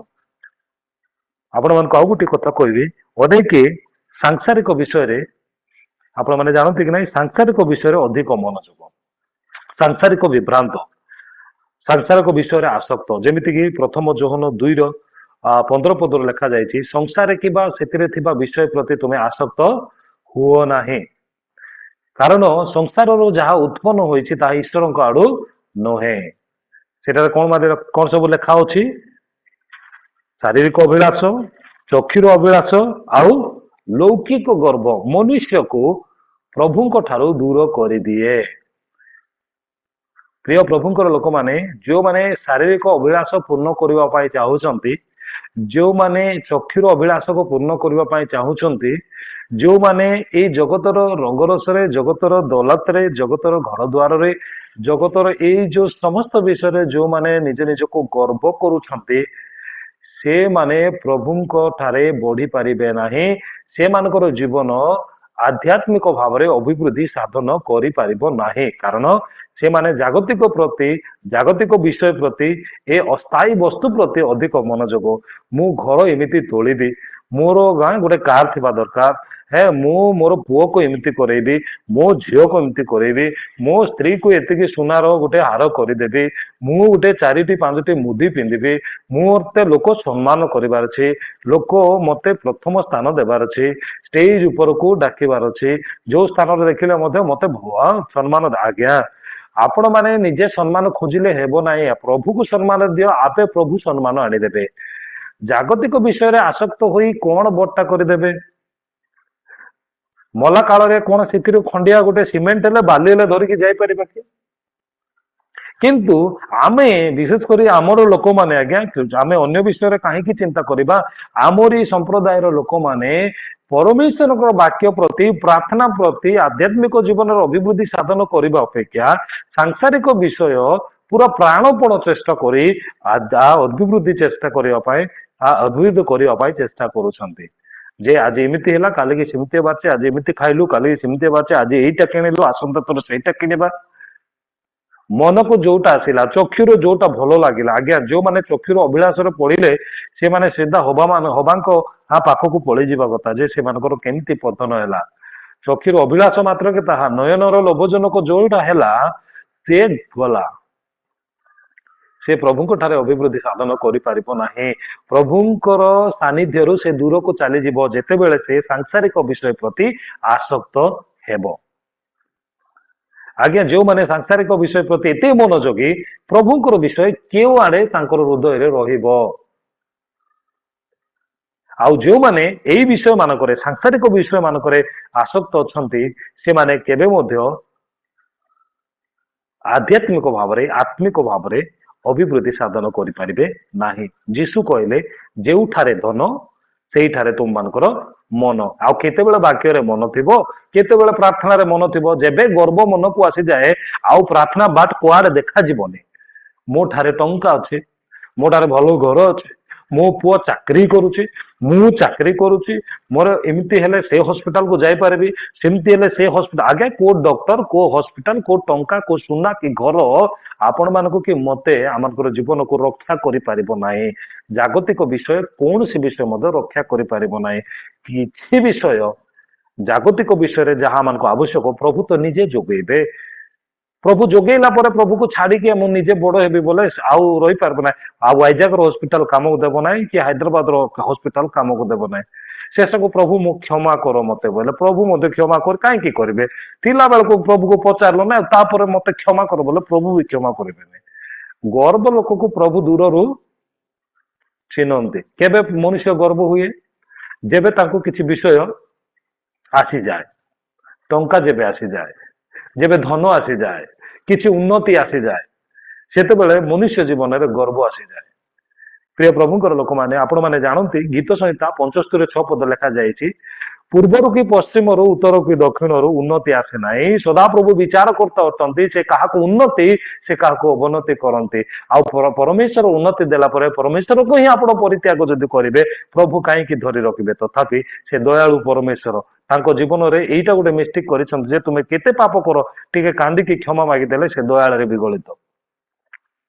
ନହେଲେ ଆମମାନଙ୍କର ଜୀବନରେ ଆମେ ସିଧା ନର୍କକୁ ଆମେ ବାଟ ଖୋଜିବା ପାଇଁ ଆମେ ଏ ସମସ୍ତ କାର୍ଯ୍ୟ କରିଥାଉ। ପ୍ରିୟ ପ୍ରଭୁଙ୍କର ଲୋକମାନେ ଆମେ ଯଦି ସାଂସାରିକ ବିଷୟରେ ଅତିରିକ୍ତ ଆମେ ଯଦି ଅଭିଳାଷୀ ହଉ ତାହେଲେ ନିଶ୍ଚିତ ଭାବରେ ଆମେ ଆତ୍ମିକ ଭାବରେ ଅଭିବୃଦ୍ଧି ସାଧନ କରିପାରିବା ନାହିଁ। ପ୍ରିୟ ପ୍ରଭୁଙ୍କର ଲୋକମାନେ ଆଉ ଗୋଟେ ମୁଖ୍ୟ ବିଷୟ ଆପଣମାନଙ୍କୁ କହିବି ଯେ ଆମମାନଙ୍କର ଜୀବନରେ ଆମମାନଙ୍କର ପାପକୁ ସ୍ୱୀକାର କରିନଥାଉ। ଭୁଲ ଉପରେ ଭୁଲ କରୁ କିନ୍ତୁ ପଦବୀ ଆମମାନଙ୍କୁ ଦରକାର। ଆମମାନଙ୍କ ଜୀବନରେ ଯାହା କିଛି ଭୁଲ ଥାଉ ଯାହା କିଛି ପାପ ଥାଉ କିଏ ପାପ କରୁନାହାନ୍ତି କିଏ ଭୁଲ କରୁନାହାନ୍ତି ଆମମାନଙ୍କର ଚିନ୍ତାଧାରା ସେମିତି ରହୁଛି। ହଁ ସିଏ ସେମିତି କଲେ କିଛି ନାହିଁ ସେ କଣ ସେମିତି କଲେ କିଛି ନାହିଁ ମୁଁ ଗୋଟେ ବିଶ୍ୱାସ ହେଇଗଲେ ପ୍ରଭୁ ଜାଣୁନାହାନ୍ତି। ଆଜ୍ଞା ପ୍ରଭୁ ସମସ୍ତ କଥା ଜାଣିଛନ୍ତି। ହେ ତୁମେ ଭିତରେ କରିବା ପାପ ହେଲେ ଜାଣିଛନ୍ତି ବାହାରେ କରିବା ପାପ ହେଲେ ଜାଣିଛନ୍ତି। ସିଏ କରୁନି ଯେ ମୁଁ କରିଦେଲେ ଏମିତି ହେଇଯିବ ସେମିତି ତ ଚାଲିଛି। ସିଏ କରି ଷ୍ଟେଜ ଉପରେ ବସି ପାରୁଛୁ ମୁଁ ତଳେ ବସିଲେ କଣ ହେଇଗଲା। ସିଏ କରିକି ଗତ ବର୍ଷ ବସିଲା ମୁଁ ବସିଲେ କଣ ହେଇଗଲା। ଆଜ୍ଞା ଆପଣ ଏଇ 2 ଦିନିଆ ଜୀବନରେ ସିନା ଭାବୁଛନ୍ତି ଏମିତି ପ୍ରଭୁ ସବୁ ବିଷୟର ଗୋଟେ ନୀତି ରଖିଛନ୍ତି। ସବୁ ଓଜନ ହଉଛି ଓଜନରେ କାହିଁ ବଢଉଛନ୍ତି ଟିକେ ଉଶ୍ୱାସ କରିବା ପାଇଁ ଚେଷ୍ଟା କର ନା। ଆଉ ଆସିଲା ପରେ ଘରେ ଦେଖିଲେ ସମସ୍ୟା ଦୁଃଖ କଷ୍ଟ ଏଇଟା ମନୁଷ୍ୟ ମୁଖ୍ୟ ବିଷୟ ଏହା ପରିସ୍ଥିତିକୁ ବୁଝିପାରେ ନାହିଁ ଯେ ନିଜ ଜୀବନରେ ଏଇ ଯୋଉ ସମସ୍ୟା ଆସେ ଦୁଃଖ ଆସେ କଷ୍ଟ ଆସେ ଅଭାବ ଆସେ କାହିଁକି ଆସୁଛି ମନୁଷ୍ୟ ସେଇଟା ବୁଝିପାରୁନାହିଁ। ମୁଁ ତ ଏତେ ପ୍ରାର୍ଥନା କରୁଛି କାହିଁକି ମୋର ପ୍ରାର୍ଥନା ଏକା ପ୍ରଭୁ ଶୁଣୁନାହିଁ। ମୋର ପରିବାରରେ ଏକା କାହିଁକି ଏତିକି ଦୁଃଖ ମୋ ଜୀବନରେ ଏକା ଏତିକି କାହିଁକି ମୋର ପିଲାମାନେ ଏକା ଉନ୍ନତି ହେଇପାରୁନାହିଁ ମୁଁ ଘର ତୋଳି ପାରୁନାହିଁ ମୁଁ ଏମିତି କରିପାରୁନାହିଁ। ଆଜ୍ଞା ଗୀତ ସଂହିତା 66:18 ଲେଖା ଯାଇଛି ଯେବେ ତୁମେ ଅଧର୍ମକୁ ମନ ମଧ୍ୟରେ ରଖିଥିବ କେଜି କେଜି କରି ପ୍ରଭୁ ମୋର ପ୍ରାର୍ଥନା ସେ ପ୍ରଭୁ କହୁଛି ତୁ କିଏ ମୁଁ ଚିହ୍ନି ନାହିଁ। କାହିଁକି ତୋର ମନରେ ଯୋଉ ଯୋଉ ବିଷୟ ରହିଛି ସେଇଟା ଯେତେବେଳେ ପର୍ଯ୍ୟନ୍ତ ମନରୁ ଦୂର କରିବୁ ନାହିଁ ସେତେବେଳେ ପର୍ଯ୍ୟନ୍ତ ପ୍ରଭୁ ତୁମର ପ୍ରାର୍ଥନା ଶୁଣିବେ ନାହିଁ। ଆଉ କେମିତି ତୁ ଧଳା ବସ୍ତ୍ର ପିନ୍ଧି ବାଇବଲ ଧରି ବାହାରି ଯାଉଛୁ ଗିର୍ଜାକୁ। ପ୍ରାର୍ଥନା କଲା ବେଳେ ନିଜର ପାପକୁ ସ୍ୱୀକାର କରିବା ନାହିଁ। ଆଜ୍ଞା ଗୋଟେ ଜାଗାରେ ନାହିଁ ମୋର ଜାଣିବା ଲୋକ ଗୋଟେ ମା ପ୍ରାର୍ଥନା କରିବ ପ୍ରଭୁ ଏ ସାହିର ଲୋକମାନେ ଏମିତି ଯେ ସେମାନଙ୍କୁ ଏମିତି ଦଣ୍ଡ ଦିଅ ଯେ ସେମାନେ ଆଜ୍ଞା ସେମିତି ପ୍ରାର୍ଥନା କାହିଁ ପ୍ରଭୁ ଶୁଣିବେ। ସତ କଥା ଏଇଟା ମୁଁ ମିଛ ମାନେ ଗୋଟେ କଥା କହିବା ପାଇଁ ନାହିଁ ସେଟା ମୁଁ ଜାଣବା ଲୋକ ସେ ପ୍ରାର୍ଥନା କରିବେ ଏମିତି ପାଟି କରି ପ୍ରାର୍ଥନା ସମସ୍ତେ ଶୁଣନ୍ତୁ ବୋଲି ଏ ସାହି ଲୋକମାନେ କିଛି ଭଲ ନାହିଁ ପ୍ରଭୁ ଏମାନଙ୍କୁ ଏମିତି ଦଣ୍ଡ ଦିଅ ଯେ ଆରେ ସେ ତୁ କିଏ ବିଚାର କରିବା ଲୋକ ଦଣ୍ଡ ଦେବାକୁ ପ୍ରାର୍ଥନା କାହିଁ ପ୍ରଭୁ ତୋଟା ଶୁଣିବ। ମନ ମଧ୍ୟରେ ତୋର ନିଜ ଜୀବନକୁ ସମର୍ପଣ ନ କରିକି ଅନ୍ୟ ବିଷୟରେ ବିଚାର କରିବାରେ ତୁ ଲାଗିଛୁ। ପ୍ରିୟ ପ୍ରଭୁଙ୍କର ଲୋକମାନେ ଆମେ ଯେବେ କୌଣସି ବିଷୟ ମନ ମଧ୍ୟରେ ଆଦର କରି ରଖିଛୁ ଆମେ ଯଦି ମନ ମଧ୍ୟରେ କୌଣସି ବିଷୟକୁ ଧରି ରଖିଛୁ ପ୍ରଭୁ ଆମମାନଙ୍କର ପ୍ରାର୍ଥନାକୁ କେବେ ଶୁଣିବେ ନାହିଁ। ଯେବେ କି ପ୍ରଥମ ଯୌନ 1:8 ଲେଖା ଯାଇଛି ସେ ଆମମାନଙ୍କର ପାପ ଆମେ ଯଦି ସ୍ୱୀକାର କରିବା ସେ ଆମମାନଙ୍କୁ କ୍ଷମା ଦେବା ପାଇଁ ବିଶ୍ୱସ୍ତ ଓ ନ୍ୟାୟବାନ ଅଟନ୍ତି। ସେଇଟା ସେ ବାକ୍ୟ ସେ ରେଫରେନ୍ସ ଆମମାନଙ୍କ ଜୀବନରେ ନାହିଁ। ପାପ କରୁଥିବୁ ଆମମାନଙ୍କର ଜୀବନକୁ ଏମିତି ଅତିବାହିତ କରୁଥିବୁ ଚାଲତା ସେମାନେ କରୁଛନ୍ତି ମୁଁ କଲେ କଣ ହେଇଯିବ। ମୁଁ ତ ଦେଖିଲି ସେ ଜିନିଷ ସେ ଲୋକଟା ଏମିତି କରୁଥିଲା ମୁଁ କାହିଁକି ସେମିତି କରିବି ନାହିଁ। ସିଏ କରିଲେ ମରୁନି ମୁଁ କରିଲେ ମରିଯିବି କି। ସିଏ ପାପ କରି କେତେ ବଡ କୋଠା କଲାଣି ସିଏ ସେମିତି ବିଜନେସ କରି କେତେ ବଡ ହେଲାଣି ମୁଁ କଲେ କଣ ହେଇଯିବ। ସମୟ ସମସ୍ତଙ୍କର ଅଛି ଅପେକ୍ଷା କରନ୍ତୁ ଅଧୈର୍ଯ୍ୟ ହେଲେ ହେବ ନାହିଁ। ମନ ମଧ୍ୟରେ ଆଦରକୁ ପାପକୁ ଆଦର କଲେ ଆପଣଙ୍କର ପ୍ରାର୍ଥନା ଶୁଣିବେନି। ଆଉ ଏପଟ ବୁଲି ପଡି କହୁଥିବେ ପ୍ରଭୁ ମୋ ପରିବାରରୁ ଅସୁସ୍ଥ ଯାଉନି କାହିଁକି ଯିବ। ତୋର ମନରେ ଥିବା ବିଷୟ ଥାଉ ଥାଉ ଅସୁସ୍ଥ କାହିଁକି ଯିବ ରୋଗ କାହିଁକି ଯିବ ଅଭାବ କାହିଁକି ଯିବ। ମନରେ ରହିଛି ପୁରା ଗୁଳା ଗୁଳା ହେଇକି ତାହାକୁ ଦୂର ଯେତେବେଳେ ନ କରୁ ସ୍ୱୀକାର ଯେତେବେଳେ ନ କରୁ ପ୍ରଭୁ ଆମମାନଙ୍କ ସହିତ କନେକ୍ଟ ହେବେ ନାହିଁ। କାରଣ ଆମେ ଯେବେ ପର୍ଯ୍ୟନ୍ତ ପାପକୁ ଆଦର କରି ଧରି ରଖିବା प्रभु आमको सहवर्ती हो पार ना आ पाप आम जीवन जदि अच्छी आम केवे आध्यात्मिक भाव में अभिवृद्धि साधन करा पाप को जिते बड़े पर्यंत छाड़ा ना अन्यर हिंसा कर केवे छाड़ा ना आम स्वार्थता जेबे पर्यंत छाड़ा ना अन्यर पर निंदा कर जिते छाड़ा ना ईर्षा जिते बड़े पर्यंत छाड़ा ना प्रभु आमको आशीर्वाद करेंगे ना एति नुहे अनेक विश्वासी मान सहित संपर्क रखाटा ना सहभागिता ना आज्ञा टिके कहूँ यही विषय बार बार आसे टिके आमको टिके स्वच्छलता आसी जाए माने आम हीन देखवाटा आरंभ कर दौ एमान सहित कि मु कथा हेबी एमाने मो सहित कौन समान कि गिरजा भीतर को आसी प्रभु कहते आम दृष्टि समस्ते समान अट तमें किए ए माने ते माने बोले कहवा लोक हाँ हाँ ए मान सहित संपर्क रखा मन उचित नुहे आम आमर कैटेगोरी अलग से कैटेगोरी कौटी रविवार दिन गिरजार आज्ञा हाँ मुझे उच्च स्थायी लोक से नीच स्थायी लोक तोर उच्च स्थायी से देखा आज्ञा से उच्च स्थायी को तोर पाखे रखिता विश्वस्त भाव में प्रभु को निकटवर्ती हो तही रे तू आशीर्वाद पाइबू स्वर्ग को जीवु जदि यही मनोभाव थी तापर से लाजार जापर किंतु तू जापर ना टिके आमर सफलता आसी जाए टिके ज्ञान बढ़ी जाए टिके वाक्य कहबार विषय आम जाणीदू टिके भल प्रार्थना करदे माने अन्य मानक हीन देखिए आरंभ करेंगे सी कौन मोर सहित सामान कि मु घंटाटी प्रार्थना करे जमती कि आठारे दुई जन गले मंदिर को कहले कि प्रभु मु सप्ताह को 2 थर उपवास करुचे मु 10 मांस दौचे मुझे करुचे पाखे ठिया कौन मोर सहित सामान कि से मो सहित सामान ना मु सबू करुचे से जहाँ हीन देखुला जहाँ से जहाँ सहित से सहभागिता करने इच्छा करुला से कौन कहला से स्वर्ग आड़ को ऊर्ध्व दृष्टि कर प्रार्थना करने सक्षम कला ना आ कहला प्रभु मु पापी मते क्षमा कर प्रभु क्या प्रार्थना शुणिले कहीं टेम्पर होती वाक्य पढ़ू थाए मत टेम्परटा जाऊना आगे टेम्पर आका आपण मान विचार को आण ये टेम्पर आका गिरजार तुमको दूर करदेव से गिरजा को जाऊँ से गिरजा को क्या देखी गिरजा जाऊँ प्रभु को देखी जातु ना से कौन से गिरजा कहीं जी से गिरजा को जीवा चल केतटा गिरजा परिवर्तन कर केते लोक को देखिकी दूर हेबो आज्ञा प्रभु को देखी गिरजा जीवा ना पास्टर को देखी गिरजा जाऊँ आज्ञा आजिकाली प्रभु को भय करूना आपण किसी खराब भावे ना आपण मान विषय कहूनी प्रभु को भय करूना गिरजा को पास्टर को भय कर कि आश्चर्य लोक मैंने गिरजा न गले पास्टर दुख कर पचारिदेव हेल्ले तू प्रभु को केवे भय करुचु प्रभु ठारे निज जीवन को समर्पण ना प्रभु ठारे भयभक्ति ना प्रभु सहित सहभागिता ना प्रभु लोक मान सहित सहभागिता ना मु न गले मोर दुख सुख पास्टर घर को आईब ना बोली केते लोग गिरजा जाउछन्ते कि आश्चर्य लोक माने तार अर्थ प्रभु एटारे कोठी रहिला के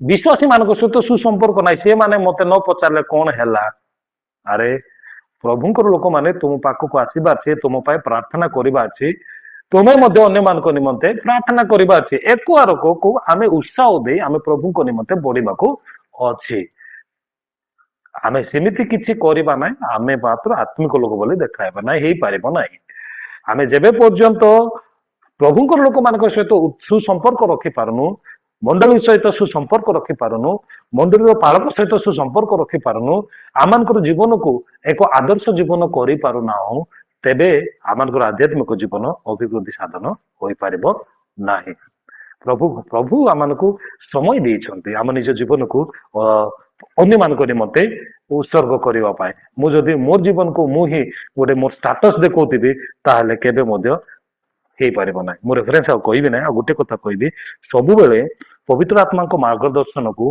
अणदेखा करबा आमनकर जीवन रे दुर्बलता अछि पवित्र आत्मा किसी विषय कहूथिबो सत कथा किंतु आमे से प्रति मनोयोगी होई न थाओ कहबे पवित्र आत्मा जे कौन भलो कौन मंद किंतु जगतर गोटे एमिति रीति जे जोटा मंद विषय सेटा ही करबा पा हमको बेसी आकर्षण लागे से विषय ही कहबा पाए आमनकु बेसी खुशी लागे गालातियो 5:16 पदरे आपण माने परे पढ़िबे किंतु वर्तमान जुग रे प्रिय प्रभुंकर लोक माने पवित्र आत्मा को बिना आमे कौन से कार्य करि परिबा नाही वर्तमान समय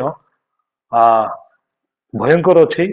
ଆମେ ସବୁବେଳେ ଆଣ୍ଠୁ ପାକିବା, ପ୍ରାର୍ଥନା କରିବା, ପବିତ୍ର ଆତ୍ମାଙ୍କର ସାହାଯ୍ୟ ମାଗିବା। ଯେକୌଣସି କାର୍ଯ୍ୟ କରୁନା କାହିଁକି ଗୋଟେ ପ୍ରକୃତ ଖ୍ରୀଷ୍ଟିଆନ ଭାବରେ, ଗୋଟେ ଖ୍ରୀଷ୍ଟୀୟ ଯୁବକ ଯୁବତୀ ଭାବରେ, ଗୋଟେ ଖ୍ରୀଷ୍ଟିଆନ ପାଳକ ପାଳିକ ଭାବରେ, ଗୋଟେ ଖ୍ରୀଷ୍ଟିଆନ ପରିବାର ଭାବରେ ଆମେ ସବୁ ବିଷୟରେ ଗୋଟେ ମଣ୍ଡଳୀ ଭାବରେ ହଉ କିମ୍ବା ପାରିବାରିକ ଭାବରେ ହଉ ଯେକୌଣସି କାର୍ଯ୍ୟ କରୁନା କାହିଁକି ସବୁବେଳେ ପବିତ୍ର ଆତ୍ମାଙ୍କର ମାର୍ଗଦର୍ଶନକୁ ଖୋଜିବା। ଯଦି ନାହିଁ ଆମେ ଆତ୍ମିକ ଭାବରେ ତ ଅଭିବୃଦ୍ଧି ସାଧନ କରିପାରିବା ନାହିଁ, ଆମେ କୌଣସି କାର୍ଯ୍ୟରେ ସଫଳ ପାଇପାରିବା ନାହିଁ।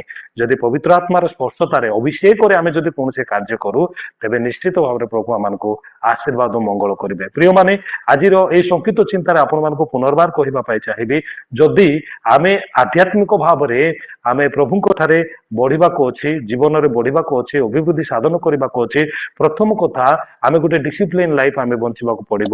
ଦ୍ୱିତୀୟ କଥା ଆମେ ବାକ୍ୟ ପ୍ରତି ମନୋଯୋଗୀ ହେବାକୁ ପଡିବ। ତୃତୀୟ କଥା କହିଲି ଆମେ ପ୍ରାର୍ଥନାର ସହିତ ଆମଙ୍କର ଜୀବନକୁ ଆଗକୁ ବଢିବାକୁ ପଡିବ, ପ୍ରାର୍ଥନାଶୀଳ ଜୀବନ ହେବାକୁ ପଡିବ। ଆମେ ଯଦି କରିପାରୁନା ପ୍ରଭୁଙ୍କ ଠାରେ ଆମେ ମାଗିବା, ପ୍ରାର୍ଥନା କରିବା, ପ୍ରାର୍ଥନାର ଶକ୍ତି ପ୍ରଭୁ ଦିଅନ୍ତୁ ବୋଲି। ଆଉ ତାପରେ ଆମେ କହିଲୁ ସାଂସାରିକ ବିଷୟକୁ ଆମେ ଦୂର କରିବା, କାରଣ ଆମେ ତ ସତ କଥା ବଞ୍ଚିବା ପାଇଁ ସବୁ ଦରକାର କିନ୍ତୁ ଧରି ତ କିଛି ଯାଇପାରିବା ନାହିଁ। ତ ଯେତେ ଆବଶ୍ୟକ ସେତିକି ହେଲେ ଯଥେଷ୍ଟ, ମୁଁ ଯାହା ଭାବୁଛି। କିନ୍ତୁ ଆଉ ଅନ୍ୟମାନେ କଣ ଭାବନ୍ତି ଜାଣେ ନାହିଁ। ଆମକୁ ଘର ଦରକାର ସତ କଥା, ଆମକୁ ଖାଇବା ପାଇଁ ଦରକାର, ବସ୍ତ୍ର ଦରକାର, କିନ୍ତୁ ତାଠାରୁ ଅଧିକ ଅଭିଳାଷ ନହେଲେ ତିମୋଥୀରେ ଲେଖାଯାଇଛି, ଆଉ ଆପଣମାନେ ଭଲରେ ଜାଣିଥିବେ। ତାପରେ ଆମେ ପାପକୁ ଆଦର କରି ରଖିବା ନାହିଁ, ଜାଣତରେ ଅଜାଣତରେ ଯାହା କିଛି ଆମେ ଭୁଲ କରୁଛୁ ତାହା ପ୍ରଭୁଙ୍କ ଠାରେ ସ୍ୱୀକାର କରିବା, ବିଶ୍ୱାସୀ ମାନଙ୍କ ସହିତ ମଣ୍ଡଳୀ ସହିତ ଭଲ ସୁସମ୍ପର୍କ ରଖିବା, ସହଭାଗିତା ରଖିବା, ପୁଣି ପବିତ୍ର ଆତ୍ମାର ମାର୍ଗଦର୍ଶନକୁ ଖୋଜିବା ଦ୍ୱାରା ଆମେ ନିଶ୍ଚିତ ଭାବରେ ଆତ୍ମିକ ଭାବରେ ଅଭିବୃଦ୍ଧି ସାଧନ କରିପାରିବା। ପ୍ରଭୁ ଏହି ସଂକ୍ଷିପ୍ତ ଚିନ୍ତାରେ ଆମ ପ୍ରତ୍ୟେକଙ୍କୁ ଶ୍ରବଣରୁ ବୁଝିବାରେ ଆଶୀର୍ବାଦ କରନ୍ତୁ। ମୁଁ କହୁ କହୁ ଯଦି କିଛି ଭୁଲ କହିଛି ପ୍ରଭୁ ଯୀଶୁ ଖ୍ରୀଷ୍ଟଙ୍କ ନାମରେ କ୍ଷମା ଦେବେ। ପୁଣି ମତେ, ମୋ ପରିବାର, ମୋ ମଣ୍ଡଳୀ ଆଉ ମୋ ମିନିଷ୍ଟ୍ରି ପାଇଁ ନିଶ୍ଚିତ ଭାବରେ ପ୍ରାର୍ଥନାରେ ସ୍ମରଣ କରୁଥିବେ। ଧନ୍ୟବାଦ। ଧନ୍ୟବାଦ ସାର୍, ବହୁତ ସୁନ୍ଦର ବାକ୍ୟ, ସମୟ ଉପଯୋଗୀ ବାକ୍ୟ, ଅତି ସୁନ୍ଦର ଆଉ ଅତି ମନଛୁଆଁ ବାକ୍ୟ, ଯାହାକି ଆଜିର ଏଇ ବାକ୍ୟ ପ୍ରତ୍ୟେକଙ୍କ ଜୀବନରେ ଫଳପ୍ରଦ ହଉ। ପ୍ରଭୁ ଆପଣଙ୍କୁ ବହୁଳ ଭାବରେ ଆଶୀର୍ବାଦ କରନ୍ତୁ। ଆପଣଙ୍କର କାର୍ଯ୍ୟକ୍ଷେତ୍ରରେ, ସେବା କ୍ଷେତ୍ରରେ, ପରିବାରରେ ପ୍ରତ୍ୟେକ ବିଷୟରେ ଆହୁରି ଅଧିକରୁ ଅଧିକ ଆପଣଙ୍କୁ ଆଶୀର୍ବାଦ କରି ବୁଦ୍ଧି, ଜ୍ଞାନ, ଶକ୍ତି, ସାମର୍ଥ୍ୟରେ, ଉତ୍ତମ ସ୍ୱାସ୍ଥ୍ୟରେ ପ୍ରଭୁ ଆପଣଙ୍କୁ ବହୁଳ ଭାବରେ ଆଶୀର୍ବାଦ କରନ୍ତୁ। ଅତି ସୁନ୍ଦର ବାକ୍ୟ, ଆଉ ମନ ଛୁଆଁ ଥିଲା, ହୃଦୟସ୍ପର୍ଶୀ ଥିଲା, ବହୁତ ସୁନ୍ଦର। ଆଉ ଯାହାଠାରେ ଧନ ଆସେ, ଧନର ପଛେ ଅହଙ୍କାର ଆସେ, ଆଉ ସେହି ଅହଙ୍କାର ମନୁଷ୍ୟକୁ ବିନାଶ କରିଥାଏ। ଅତି ସୁନ୍ଦର ବାକ୍ୟ, ଅତି ସୁନ୍ଦର ଶିକ୍ଷଣୀୟ ବାକ୍ୟ। ଧନ୍ୟବାଦ। ଏହି ସମୟରେ ମୁଁ ହୋଷ୍ଟ ମହାଶୟଙ୍କୁ ମୁଁ ଅନୁରୋଧ କରେ, ସେ କୌଣସି ବିଜ୍ଞାପନ ଯଦି